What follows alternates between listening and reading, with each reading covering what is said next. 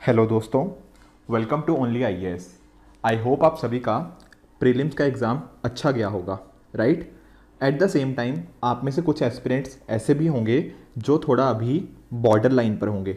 Border line पर मतलब कि आप लोगों को थोड़ी सी अनसर्टिनिटी होगी कि शायद प्रीलिम्स क्लियर हो भी सकता है या फिर नहीं भी हो सकता, राइट। और कहीं ना इस बॉर्डर लाइन पे होने की वजह से आपके दिमाग में आ जाती है क्या, अनसर्टिनिटी। अनसर्टिनिटी किस चीज़ की, कि क्या अब मुझे मेंस के लिए प्रेपरेशन स्टार्ट कर देनी चाहिए या नहीं करनी चाहिए, right. I am very sure आप में से काफ़ी स्टूडेंट्स ऐसा फील कर रहे होंगे। देखो, मैं आपको एक छोटी सी चीज़ समझाता हूँ।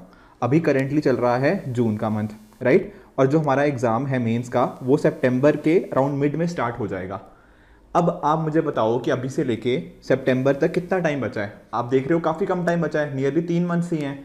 और अगर अभी आपने नियरली 20 से 25 दिन और वेट किया जब तक यूपीएससी का प्रीलिम्स का रिजल्ट नहीं आ जाता, तो आपको नहीं लग रहा कि आप ये 20 से 25 दिन काफ़ी हद तक वेस्ट कर दोगे सिर्फ इसी चक्कर में कि आप प्रीलिम्स का रिजल्ट का वेट कर रहे हो। होगा क्या, मान लो कल को 25 दिन बाद आपका रिजल्ट आ गया और आप क्लियर कर गए प्रीलिम्स, तो आप मेंस के लिए काफ़ी अंडर कॉन्फिडेंट फील करोगे क्योंकि आप ये 20 से 25 दिन का अच्छे से यूटिलाइज नहीं कर पाए जो कि बाकी के सीरियस एस्पिरेंट्स ने कर दिया। तो मेरी आपको यही सजेशन है कि भले ही आप थोड़ा बॉर्डर लाइन पर भी फील कर रहे हो और थोड़ी अनसर्टिनिटी भी फील है, बट आपको मेंस की तैयारी शुरू कर देनी चाहिए अभी, क्योंकि प्रीलिम्स अभी रिसेंटली हुआ है। थोड़ा सा आप 1-2 दिन का ब्रेक ले सकते हो एंड फिर उस ब्रेक के बाद आप मेंस की अपनी प्रिपरेशन को अच्छे से कंटिन्यू कर सकते हो, राइट। तो जब हम मेंस की प्रिपरेशन करते हैं ना, काफ़ी बार डाउट आ जाता है कि किस तरह से पढ़ना चाहिए, राइट, या फिर क्या क्या सिलेबस के अंदर क्या क्या चीज़ें हैं। तो आज के लेक्चर में अंदर हम जनरल स्टडीज़ पेपर 1 को अच्छे से एनालाइज करने की कोशिश करेंगे। कौन कौन से सब्जेक्ट्स यहाँ पे हमें पढ़ने होते हैं, सिलेबस को डिकोड करेंगे, साथ ही साथ मैं आपको सोर्सेज भी बताऊंगा। तो इस पर्टिकुलर वीडियो को देखने के बाद ना आपको जीएस पेपर 1 से रिलेटेड जितने भी डाउट्स हैं वो सारे के सारे डेफिनेटली क्लियर हो जाएंगे, तो आपको कहीं और जाने की ज़रूरत नहीं पड़ेगी। तो सबसे पहले एक बार डिस्कस कर लेते हैं हमारी टाइमलाइन के बारे में। देखो, 17 सितंबर को आपका ना जीएस पेपर 1 होगा फ्रॉम 9 AM टू 12 PM। फिर सेम डे पेपर 2 होगा, फिर next day paper 3 and paper 4 होंगे।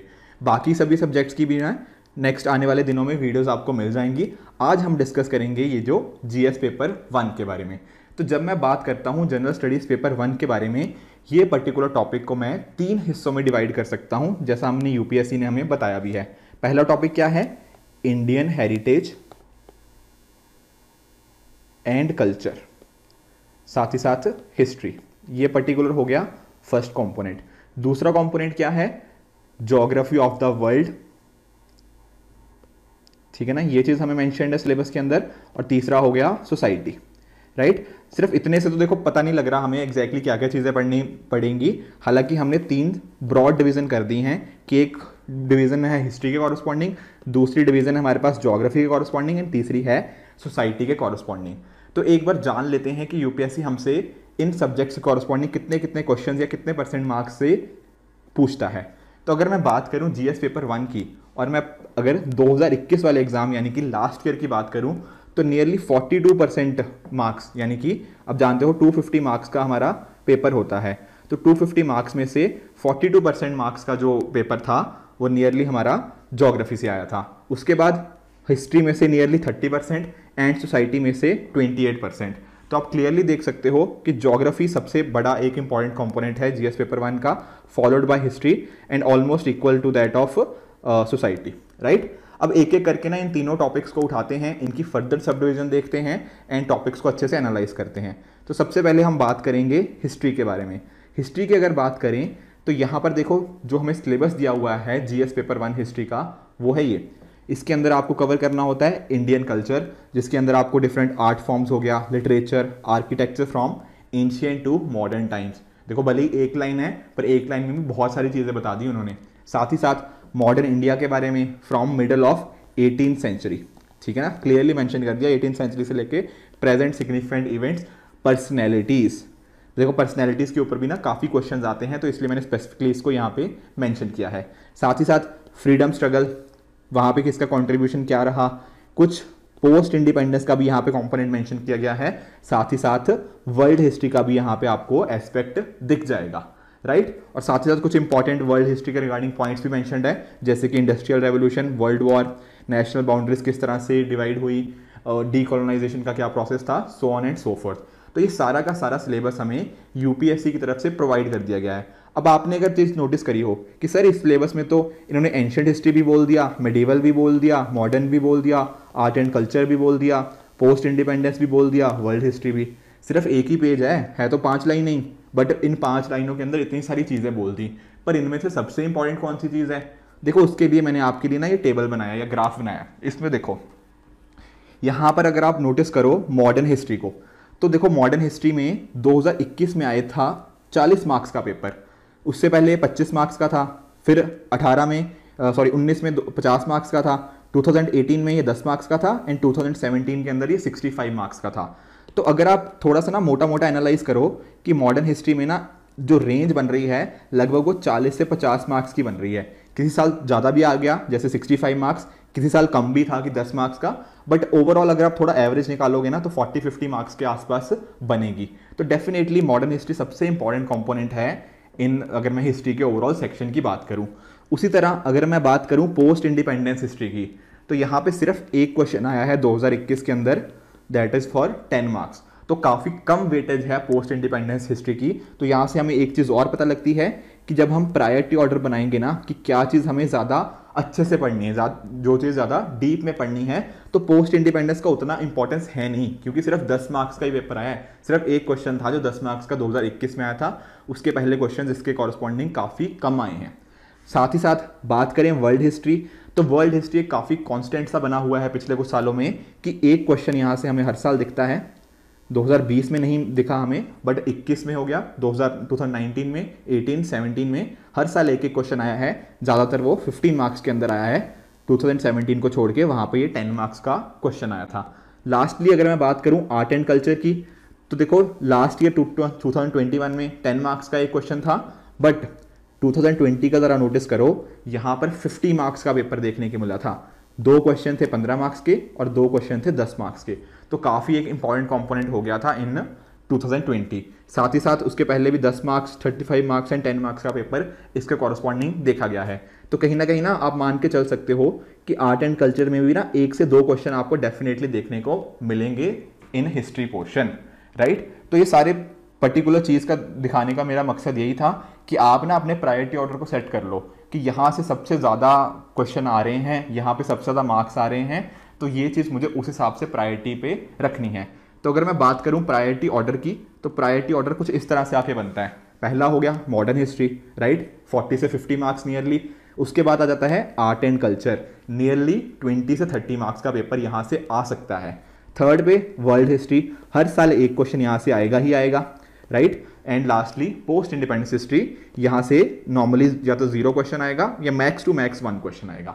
तो हमने अपना प्रायोरिटी ऑर्डर भी सेट कर लिया कि हिस्ट्री को हमें किस हिसाब से प्रायोरिटी ऑर्डर में सेट करना है। देखो प्रायोरिटी बनाने की जरूरत पता क्या पड़ती है, क्योंकि एक ना हमें अपनी स्टडीज़ को एक तरह से ना स्ट्रक्चर मिल जाता है कि किस तरह से हमें चीज़ें पढ़नी है। एक तरह से हम स्ट्रक्चर के बेसिस पे अपना एक शेड्यूल बना सकते हैं कि कौन सी चीज़ पे मुझे कितना ज़्यादा टाइम देना है, किस पे ज़्यादा मुझे आंसर राइटिंग प्रैक्टिस करने की ज़रूरत है, किस चीज़ को कितनी डेप्थ में पढ़ना है, राइट।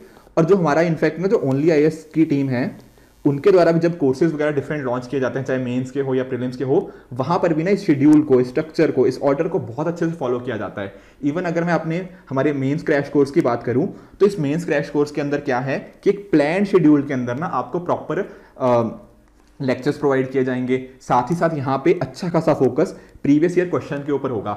होता क्या है कि अगर प्रीवियस ईयर क्वेश्चन हमने अच्छे से किए हुए हैं ना, तो काफ़ी हद तक चीज़ें हमारे दिमाग में एक तरह से क्लैरिटी हो जाती है कि हमें किस डायरेक्शन में चीज़ों को आगे प्रोसीड करना है। इसके साथ ही साथ कोर्स के अंदर आपको डेडिकेटेड मेंटरशिप भी मिलेगी, ताकि ये इंश्योर किया जा पाए कि जो चीज़ें हम कर रहे हैं क्या वो सही डायरेक्शन में कर भी रहे हैं या नहीं कर रहे हैं। देखो हार्ड वर्क भी इंपॉर्टेंट है, बट साथ ही साथ स्मार्ट वर्क भी। तो वो चीज़ें आपको मेंटरशिप प्रोग्राम के अंडर डेफिनेटली मिल जाएंगी। सारा का सारा सिलेबस यहाँ पे कवर हो जाएगा। इसके साथ ही एस्से और आंसर राइटिंग की प्रैक्टिस भी आपको कॉरस्पॉन्डिंग होती रहेगी। तो ये सारा का सारा कोर्स आपको बहुत हेल्प करने वाला है अपने मेंस को क्रैक करने के लिए। ये offline as well as online दोनों मीडियम में अवेलेबल है। अगर आपके कुछ डाउट्स हो तो आप इस नंबर पे कांटेक्ट कर सकते हो या info@onlyis.com पे मेल भी डाल सकते हो। थोड़ा आगे चलें और अगर देखें कि किस तरह से क्वेश्चन हमें पूछे गए हैं मॉडर्न हिस्ट्री से, क्योंकि मैंने जैसे बताया सबसे इंपॉर्टेंट हिस्ट्री में यही कंपोनेंट था। तो 2021 में हमसे एक क्वेश्चन पूछा गया, to what extent did the role of moderates prepare a base for wider freedom movement. आप जानते हो, ठीक है ना, मॉडरेट्स और एक्सट्रीमिस्ट्स के बारे में प्रीलिम्स में हमने अच्छे से पढ़ी थी ये चीज़ कि किस तरह से, तो पूछ रहे हैं कि मॉडरेट्स ने एक तरह से कैसे बेस प्रिपेयर किया। आप जानते हो कि मॉडरेट्स की ना कुछ लिमिटेशंस भी थी, बट यहाँ पे उन्होंने हमसे पूछा है कि किस तरह से बेस क्रिएट किया गया, तो उस पर कॉमेंट करना है, राइट। इजी क्वेश्चन है। साथ ही साथ bring out the constructive programme of Mahatma Gandhi during non cooperation movement.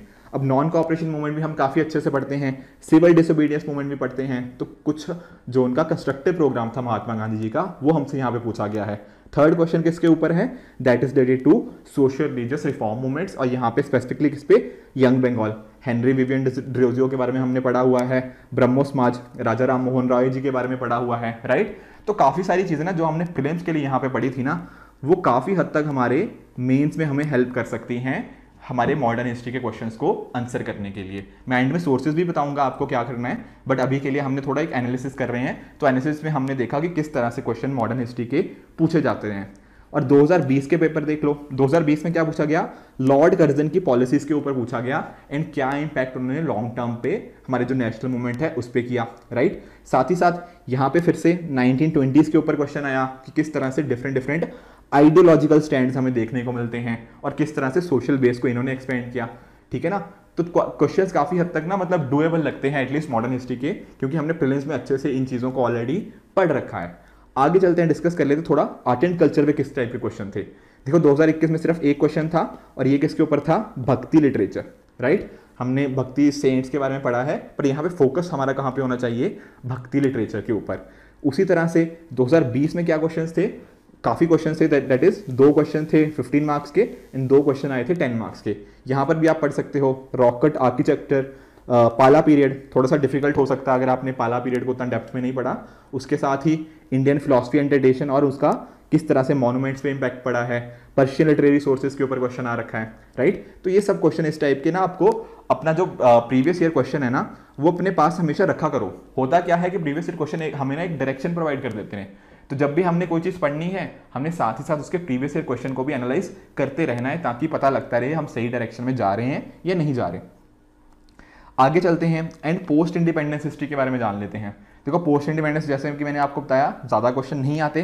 2021 में एक क्वेश्चन आया है 150 वर्ड्स का, और यहाँ पे पूछा गया था कि क्या इश्यूज आए administrative and socio cultural problems in integration, right. तो यहाँ पे आप सारे ना जो भी इश्यूज फेस हुए थे इंडिपेंडेंस के जस्ट बाद में, उन सभी चीज़ों को यहाँ पे डिस्कस किया जा सकता है। Lastly world history, nearly 1 question हर साल, यहाँ पर भी आप कुछ क्वेश्चंस को पढ़ सकते हो।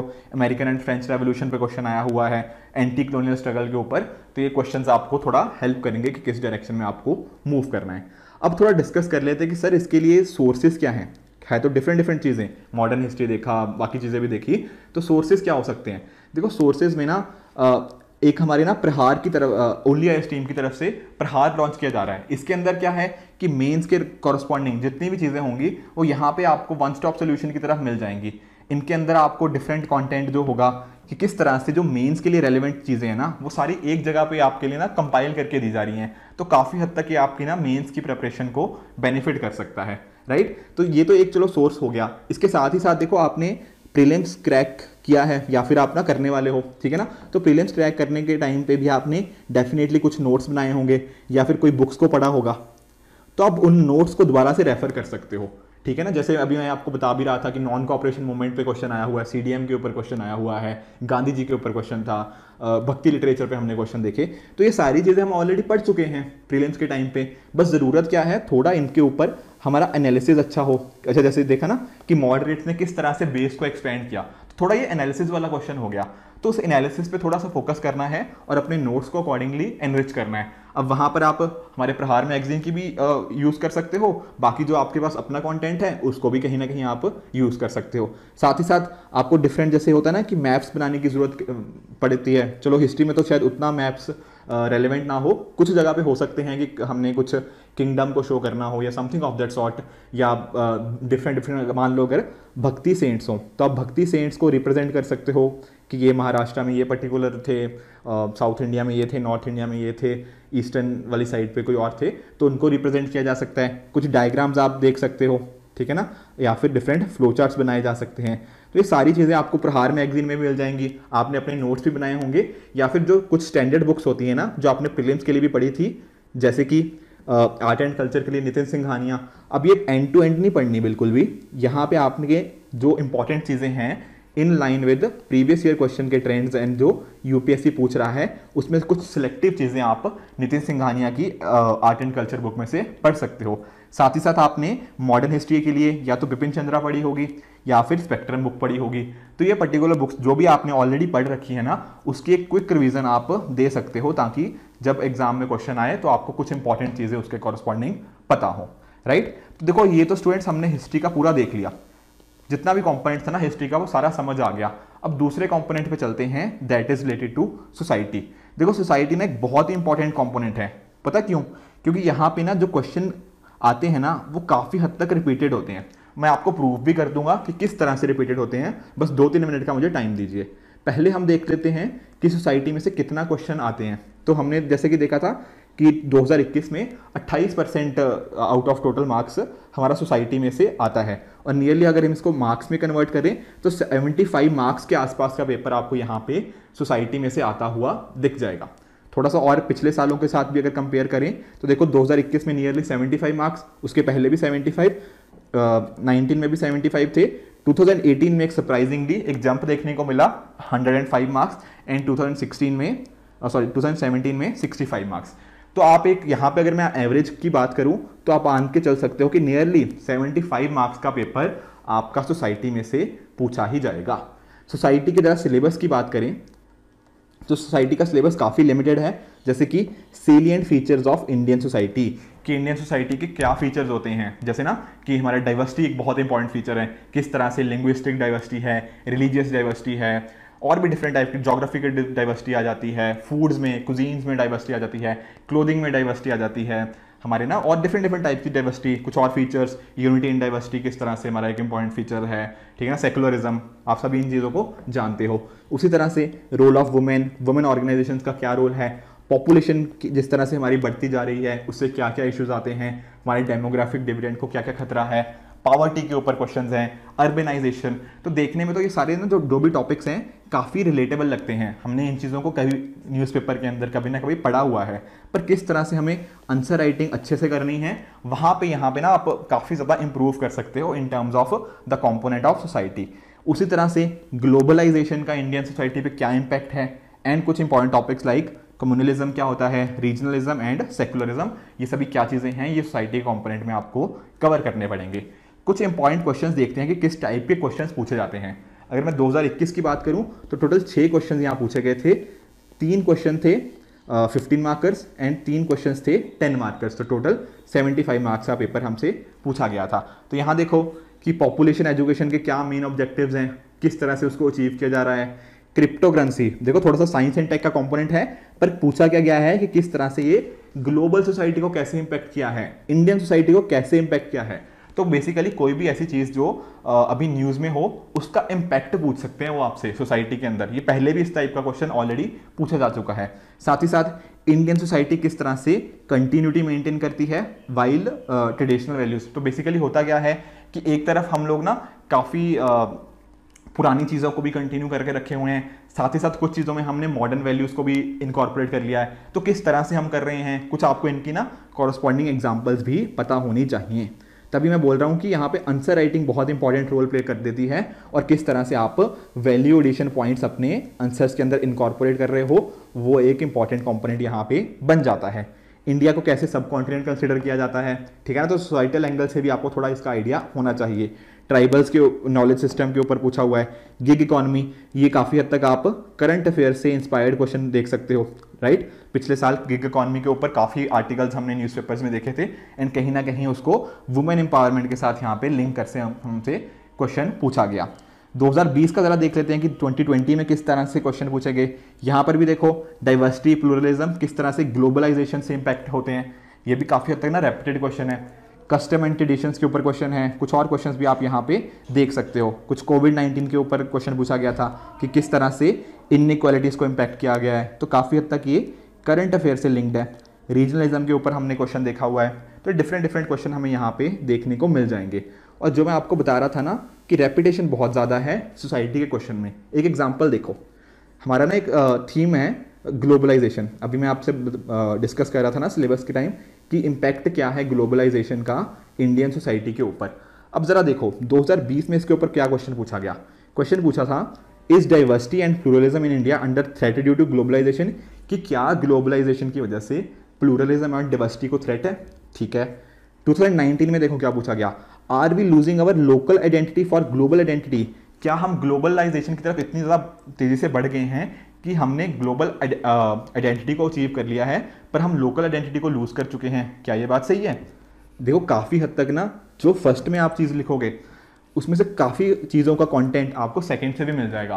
तो एक तरह से ना मैं ये नहीं कह रहा कि एग्जैक्ट सेम क्वेश्चन है, नहीं सेम नहीं है, पर जो कंटेंट आपको यूज होगा ना काफ़ी हद तक दोनों में आपको यहाँ पे सिमिलैरिटी मिलेगी। तीसरा क्वेश्चन देखो कि globalisation is generally said to promote cultural homogenisation while but due to this cultural specificities appear to be strengthened in the Indian society. यहाँ पर भी देखो ये भी सिमिलर ही कॉन्सेप्ट है। तो कहीं ना कहीं ग्लोबलाइजेशन के ऊपर भी काफ़ी ना हर साल ही लगभग क्वेश्चन पूछे गए हैं। 18 में देख लिया, 19 में देख लिया, 20 में देख लिया, 2016 में भी वही चीज़ें पूछी गई कि डाइवर्सिटी में किस तरह से इन्फ्लुएंस किया गया है। तो सोसाइटी में ना सिलेबस काफ़ी ज़्यादा लिमिटेड है, आपको बहुत ज़्यादा चीज़ें पढ़ने की ज़रूरत नहीं है। ज़रूरत क्या है कि आप उन चीज़ों को अच्छे से पढ़ो, आपने अच्छे से वैल्यू एडेड मटेरियल चीज़ें पढ़ी होनी चाहिए, करंट अफेयर से आप लिंक होने चाहिए। जैसे मैं आपको एग्जांपल समझाता हूँ, मान लो कि बात हो रही है कम्युनलिज्म की, ठीक है ना, मान लो कम्युनलिज्म पे क्वेश्चन आ गया, तो आपको कुछ रीसेंट एग्जांपल्स यहाँ पे डेफिनेटली कोट करने ही करने पड़ेंगे कि कहाँ पर रिसेंटली कुछ इंसिडेंट हुआ था या फिर डाइवर्सिटी के ऊपर चीज़ें पूछी गई हैं। तो डाइवर्सिटी आप एक ही डायमेंशन में मत देखो, आपको लिंग्विस्टिक डाइवर्सिटी देखो, रिलीजियस डाइवर्सिटी देखो, जोग्राफिकल डाइवर्सिटी देखो, कुछ और चीज़ें होती हैं, ठीक है ना, डिफरेंट फॉर्म्स ऑफ डाइवर्सिटी, उनको कवर करो, कुजीन्स को देखो, फूड को देखो, और इनके कॉरस्पॉन्डिंग आपके पास अच्छे अच्छे एग्जाम्पल्स होने चाहिए कि अच्छा लैंग्वेजेस इंडिया में इतनी ज़्यादा हैं, राइट। कुजीन्स देख लो आप, नॉर्थ इंडिया में किस तरह का खाना मिलता है, साउथ इंडिया में कितना डिफरेंट आपको चीज़ें मिलती हैं। इवन एक तरह से अब तो ना एक फ्यूजन कल्चर भी एक तरह से आ चुका है कि हम डिफरेंट डिफरेंट एरियाज़ के लोग डिफरेंट डिफरेंट चीज़ें अडॉप्ट कर रहे हैं। एमएनसी कल्चर भी एक नया कल्चर आके आ रहा है जो कि इसको थोड़ा इम्पैक्ट भी कर रहा है। तो इन चीज़ों के ऊपर ना आप डेफिनेटली क्वेश्चन एक्सपेक्ट कर सकते हो, और जितना अच्छे आपके एग्जाम्पल्स होंगे उतना ही बेहतर आपको मार्क्स मिलने की ज़्यादा पॉसिबिलिटी है, राइट। और बात करें इसके देखो सोर्सेज की, तो सोर्सेज में ना आपको कुछ ऐसा सोर्स चाहिए जहाँ पे आपको अच्छे अच्छे एग्जाम्पल्स मिलें, ठीक है ना। और जैसा मैं आपको बता भी रहा था, हमारे ओनली आईएएस टीम की तरफ से ही प्रहार मैगजीन इसके कॉरस्पॉन्डिंग भी लॉन्च करी जाएगी थोड़े टाइम के अंदर ही इंडियन सोसाइटी के। यहाँ पर आपको इंडियन सोसाइटी के जितने वैल्यू एडिशन नोट्स होंगे विद एग्जाम्पल्स वो सारे के सारे आपको यहाँ पे मिल जाएंगे। आप खुद भी अपने एग्जाम्पल्स को देख सकते हो फ्रॉम द न्यूज़पेपर्स, एंड जितने आपको एग्जाम्पल्स ज़्यादा आप अच्छे अच्छे कोट करोगे उतनी पॉसिबिलिटी ज़्यादा रहती है आपको अच्छे मार्क्स मिलने की इन द एग्ज़ाम। उसके साथ ही अगर आप चाहते हो तो एनसीईआरटी के आप जो इंडियन सोसाइटी वाली बुक है ना उसको भी रेफर कर सकते हो, बट कहीं ना कहीं वहाँ पे थोड़ी एग्जाम्पल्स जो होगी ना वो शायद उतनी रीसेंट ना हो, वो रीसेंट एग्जाम्पल्स आप यहाँ से पढ़ सकते हो। तो उस हिसाब से ही आपको जो इंडियन सोसाइटी का कंपोनेंट है वो उसी हिसाब से बनाया गया है कि आपको अच्छे से इस एग्जाम की डिमांड को कैटर कर पाएँ, राइट फ्रेंड्स। तो हमने हिस्ट्री को भी देख लिया, सोसाइटी को भी देख लिया, तीसरा एक कंपोनेंट बचा है जो है ज्योग्राफी का। तो जरा ज्योग्राफी के कंपोनेंट भी हम एक बार समझ लेते हैं। देखो ज्योग्राफी की अगर मैं बात करूं तो कितने मार्क्स का पेपर था पिछली बार, नियरली 42% मार्क्स का पेपर हमें देखने को मिला था इन 2021, और 42% अप्रॉक्सीमेटली ना ये 100 मार्क्स के आसपास का पेपर हो जाता है। थोड़ा और अगर हम इसको डीप में एनालाइज करें तो आप रियलाइज करोगे कि नियरली 100 एक साल 85 थे, दैट इज 2018 में, एंड उसके पहले भी 100, तो अप्रॉक्सीमेटली ना ऑन एन एवरेज 100 मार्क्स का पेपर आपका ज्योग्राफी कंपोनेंट से आएगा। तो थोड़ा और इसको अगर डिटेल में जानने की कोशिश करें कि हमारे लिए यूपीएससी ने सिलेबस में क्या क्या चीज़ें मेंशन करी हुई हैं, तो यहाँ आपको मिलेगा salient features of world physical geography, ठीक है ना। वर्ल्ड फिजिकल ज्योग्राफी की बात हो रही है, उसके सेलिएंट फीचर्स के बारे में। उसके साथ ही डिस्ट्रीब्यूशन ऑफ की नेचुरल रिसोर्सेज, जो इंपॉर्टेंट रिसोर्सेज होते हैं ना, चाहे जैसे 2021 में थोड़ा ऑयल के रिलेटेड पूछा था, किस तरह से वो कहाँ कहाँ पे लोकेटेड है, थोड़ी हमें लोकेशंस के बारे में जानकारी होनी चाहिए, उनके पीछे क्या क्या फैक्टर्स हैं, वहाँ पे इंडस्ट्रीज क्यों सेटअप होती हैं, इन चीज़ों को पता होना चाहिए। जैसे आप जानते हो कि मार्केट अच्छी होनी चाहिए, रॉ मटेरियल्स होने चाहिए, ठीक है ना, चीप लेबर अवेलेबिलिटी होनी चाहिए, कई चीज़ों को पावर की अवेलेबिलिटी होनी चाहिए, ठीक है ना, और कुछ transportation and so on and so fourth. तो ये सारी चीज़ें किस तरह से उस पर्टिकुलर इंडस्ट्री को इम्पैक्ट करती हैं, इनका आपको आइडिया होना चाहिए। साथ ही साथ और बात करें तो जियोफिजिकल फिनोमेना जैसे कि अर्थक्वेक हो गया, सुनामी हो गया, वॉल्केनिक एक्टिविटी, साइक्लोन्स, इनके ऊपर क्वेश्चन हो सकते हैं। जोग्राफिकल फीचर्स, उनकी लोकेशन, ठीक है ना, एंड किस तरह से वो फ्लोरा एंड फोना को इम्पैक्ट करते हैं। तो ये सारी की सारी चीज़ें ज्योग्राफी के कॉरस्पॉन्डिंग यूपीएससी ने हमें प्रोवाइड कर रखी हैं।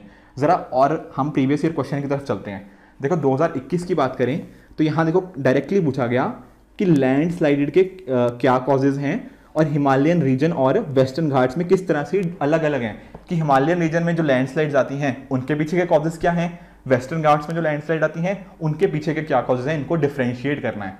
तो देखो जैसा कि अभी जियोफिजिकल फिनोमेना की बात कर रहे थे ना, तो लैंडस्लाइड भी उसमें से ही एक आ गया, तो उसके ऊपर क्वेश्चन आ गया। पिछले साल एक्चुअल में 2021 मैंने ना काफ़ी बार न्यूज़पेपर में इस टाइप की चीज़ें थी कि यहाँ पे लैंडस्लाइड आ रही है, कभी साउथ इंडिया में लैंडस्लाइड आ रही है, हिमालयन रीजन में भी डेफिनेटली बहुत बार लैंडस्लाइड्स देखी गई थी। उसके साथ ही despite India being one of the countries of Gondwana land, its mining industry contributes much less to GDP. ये भी आप जानते हो कि किस तरह से हमारा जीडीपी का कॉन्ट्रीब्यूशन फ्रॉम माइनिंग इंडस्ट्री काफ़ी कम है, इसके पीछे का रीज़न पूछा गया है, तो ये भी आप डेफिनेटली आंसर कर सकते हो। साथ ही साथ किस तरह से वाटर बॉडीज, ठीक है ना, इन्वायरमेंटल इम्प्लीकेशन क्या है इस चीज़ के, कि तो ये पर्टिकुलर थीम भी ना काफ़ी रिपीटेड थीम है। इसके ऊपर भी हर साल हमें ना थोड़ा डायरेक्टली या इनडायरेक्टली थोड़ा बहुत क्वेश्चन को मोल्ड करके, आप देखना वाटर बॉडीज़ के ऊपर भी क्वेश्चन हमसे पूछा ही जाता है। कभी अर्बन फ्लडिंग का क्वेश्चन भी आ जाता है, फ्लड्स के ऊपर इन जनरल भी क्वेश्चन आते रहते हैं, साइक्लोन्स के ऊपर भी। तो ये सारे काफ़ी ना रेपिटेड थीम्स हैं, और ये तभी हमें अच्छे से ना, हम उनको अच्छे से प्रिपेयर कर पाएंगे जब हमने प्रीवियस ईयर क्वेश्चन को अच्छे से अपने एंड पे एनालाइज कर लिया होगा। उसके साथ ही global occurrence of volcanic eruption in 2021, तो कुछ रीसेंट एग्जांपल्स मांग रहा है वो आपसे कि कहाँ कहाँ पे रिसेंटली वॉल्केनिक इरप्शंस हुए थे 2021 के अंदर, और उनका क्या रीजनल एनवायरनमेंट पे किस तरह से इंपैक्ट हुआ था, राइट। तो ये पर्टिकुलर देखो एक्चुअल में 2021 में ना टोटल 8 क्वेश्चन थे ज्योग्राफी के, इसमें से 4 क्वेश्चन थे 10 मार्कर्स एंड 4 क्वेश्चन थे 15 मार्कर्स, तो इस वजह से 100 मार्क्स का पेपर यहाँ पे था। जो बाकी के 4 क्वेश्चन थे वो थे ये, जैसे कि alignment of major mountain ranges of the world, तो वर्ल्ड की माउंटेन रेंजेस के बारे में पूछा है कि क्या उनकी अलाइनमेंट है, जैसे कि आप एंडीज देख लो, रॉकीज देख लो, इंडिया के हिमालयाज देख लो, ठीक है ना, यूरोप में एल्प्स माउंटेन्स देख लो, जो डिफरेंट डिफरेंट टाइप की माउंटेन्स हैं उनका क्या अलाइनमेंट पूछा गया है, नॉर्थ साउथ में है या किस अलाइनमेंट के हिसाब से है, एंड उनका क्या इंपैक्ट होता है लोकल वेदर कंडीशंस के ऊपर विद एग्जाम्पल्स। देखो एग्जाम्पल्स यहाँ पे तो वो स्पेसिफाई कर रहा है कि एग्जाम्पल्स दो, बट आपको नहीं भी उसने स्पेसिफाई किया तो बेटर हमेशा यही रहता है कि आप अपने पॉइंट को एग्जाम्पल्स के थ्रू सब्सटेंशिएट करो, ठीक है ना। जब आप चीज़ों को सब्सटेंशिएट करने लग जाते हो ना, तो कहीं ना कहीं आपके जो आप पॉइंट दे रहे हो उसको एक वजन मिल जाता है। तो ये चीज़ आपने अपने आंसर में डेफिनेटली इनकॉर्पोरेट करनी है। उसके साथ ही आर्कटिक आइस, एंटार्क्टिक आइस की मेल्टिंग किस हिसाब से डिफरेंट है, ठीक है ना, and uneven distribution mineral oil का, उसके क्या क्या इंपैक्ट होते हैं, ये अभी मैं आपसे पीछे डिस्कस भी कर रहा था। साथ ही साथ आईटी इंडस्ट्रीज़ के ऊपर भी यहाँ पे क्वेश्चन हमें 2021 के अंदर देखा गया है। कुछ और भी क्वेश्चन है 2020 के, यहाँ पर भी सिमिलर ही पैटर्न था, 4 question of 15 markers, 4 question of 10 markers. तो यहाँ पर भी आप देख सकते हो एक फिजिकल ज्योग्राफी के कॉरस्पॉन्डिंग क्वेश्चन आया है सर्कम पैसिफिक जोन के ऊपर, साथ ही साथ डिजर्टिफिकेशन के ऊपर क्वेश्चन है, ठीक है, हिमालयन रीजन ग्लेशियर जो मेल्ट हो रहे हैं, आयरन एंड स्टील इंडस्ट्रीज का जो लोकेशन है उसके ऊपर क्वेश्चन है। तो देख रहे हो 2021 के क्वेश्चन जैसे कि ना काफ़ी हद तक सिमिलैरिटी हैं, कभी डेजर्टिफिकेशन के ऊपर पूछ लिया, कभी फ्लड्स के ऊपर पूछ लिया, कभी वाटर बॉडीज के ऊपर पूछ लिया, कभी वॉल्केनोस के ऊपर है, कभी लैंडस्लाइड्स के ऊपर है। तो काफ़ी हद तक सिमिलैरिटी आपको क्वेश्चन के अंदर दिख जाएगी। थोड़ा और पीछे जाओगे तो और भी सिमिलैरिटीज आपको डेफिनेटली मिल जाएंगी। उसके साथ ही बाकी क्वेश्चन जैसे कि इंटरलिंकिंग ऑफ रिवर्स, ठीक है ना, थोड़ा सा ये स्पेलिंग मिस्टेक होगी, इंटरलिंकिंग ऑफ रिवर्स की बात यहाँ पे करी गई है, ठीक है ना। फ्लडिंग जो होती है हमारी सिटीज़ के अंदर, अर्बन फ्लडिंग के ऊपर यहाँ पे क्वेश्चन पूछा गया है। साथ ही साथ सोलर एनर्जी काफ़ी न्यूज़ में रहता है, उसके अलावा फॉरेस्ट रिसोर्सेज का क्या हमारा स्टेटस है। तो ये पर्टिकुलर चीज़ें भी आपको डेफिनेटली पता होनी चाहिए, ठीक है। तो डिफरेंट डिफरेंट चीज़ें आपको कवर करनी है। हमने देख लिया कि हिस्ट्री में क्या पढ़ना था, सोसाइटी में क्या पढ़ना था, एंड ज्योग्राफी में क्या क्या किस टाइप के क्वेश्चन हमसे पूछे जाते हैं। बात करें अगर ज्योग्राफी के सोर्सेज की, देखो ज्योग्राफी का ना सिंगल सोर्स होना थोड़ा सा मुश्किल हो जाता है क्योंकि काफ़ी ब्रॉड चीज़ें इसके अंदर पूछी जाती हैं, बट हमारी टीम की तरफ से ना ज्योग्राफी के लिए भी ना एक सोल्यूशन प्रोवाइड करने की कोशिश करी गई है। उसके अंदर क्या है, ज्योग्राफी के चाहे वो इंडियन ज्योग्राफी हो गया, वर्ल्ड हो गया, फिजिकल ज्योग्राफी हो गया, बेसिकली जो मेंस के लिए जो भी चीज़ें रेलिवेंट हैं वो यहाँ पे एक सिंगल बुक के अंदर कंपाइल करने की कोशिश करी गई है। तो आप इस पर्टिकुलर बुक को एज अ रेफरेंस पॉइंट मान के अपनी प्रिपरेशन को और बेहतर कर सकते हो। उसके अलावा जैसे कि ना आपने प्रीलिम्स के अंदर भी अपने नोट्स बनाए होंगे, ठीक है, कुछ एनसीईआरटीज़ को भी आपने डेफिनेटली रेफर किया होगा, जैसे कि मैं आपको बताता भी रहता हूँ कि 11th और 12th की आपको एनसीईआरटी पढ़नी है। तो जो चीज़ें आपने ऑलरेडी वहाँ पे पढ़ रखी है ना, उनको बस क्विकली रिवाइज कर लेना है। बाकी जो इंपॉर्टेंट कुछ ना इंपॉर्टेंट वैल्यू एडेड मटेरियल होगा, ठीक है ना, कुछ इंपॉर्टेंट फैक्ट्स होंगे, कुछ नया डेटा होगा, कुछ नई रिपोर्ट्स होंगे, किस तरह से मैपिंग को इनकॉर्पोरेट करना है अपने आंसर्स के थ्रू, वो आपको इस पर्टिकुलर बुकलेट के अंदर ये सारी चीज़ें आपको यहाँ पे मिल जाएंगी। कुछ और आपके डाउट्स हों, चाहे कोर्सेज के रिगार्डिंग हो, ठीक है ना, या बाकी और चीज़ें कुछ इन जनरल आपको मेंस के रिगार्डिंग डाउट हो, तो आप इन नंबर्स पे हमें कांटेक्ट कर सकते हो, या info@onlyis.com पे हमें मेल डाल के भी अपनी क्वेरीज को एड्रेस कर सकते हो। राइट फ्रेंड्स, तो आई होप आपको ना पूरा का पूरा एक जिस्ट मिला होगा कि GS1 के अंदर हमें क्या क्या चीज़ें पूछी जाती हैं, ठीक है ना। हमने हिस्ट्री देख लिया, सोसाइटी भी देख लिया एंड ज्योग्राफी भी देख लिया, सारे देख लिए कि किस तरह के क्वेश्चंस पूछे जाते हैं एंड क्या क्या सोर्सेज के थ्रू हम इन चीज़ों को कवर कर सकते हैं, ताकि जब हमारा आने वाले टाइम में हमें मेंस लिखना पड़े तो हम उसके लिए एक स्ट्रक्चर्ड मैनर के अंदर प्रिपेयर कर पाएँ। मैं आपको दोबारा रीइटरेट कर दूं, आपको मेंस का प्रीलिम्स का रिजल्ट आने तक वेट नहीं करनी है। बेटर यही है कि छोटी सी ब्रेक लो एंड आप मेंस के लिए अच्छे से जुट जाओ, क्योंकि ऑलरेडी टाइम मेंस के लिए हमें बहुत ज़्यादा नहीं है, 3 महीने का टाइम है और आपको पता भी नहीं लगेगा, क्योंकि हमें इतने सारे सब्जेक्ट्स पढ़ने हैं कि ये 3 महीने कैसे निकल जाएंगे। तो इट्स बेटर कि आप छोटी सी ब्रेक लेने के बाद आप अपने मेंस की प्रिपरेशन में अच्छे से लग जाओ। तो all the very best to all of you. I hope आपको ये वीडियो अच्छे से पसंद आई होगी एंड मेक श्योर कि आप इसका अच्छे से यूटिलाइज करो, ताकि आप अच्छे से स्ट्रक्चर्ड मैनर के अंदर अपनी मेंस की प्रिपरेशन को कर पाओ।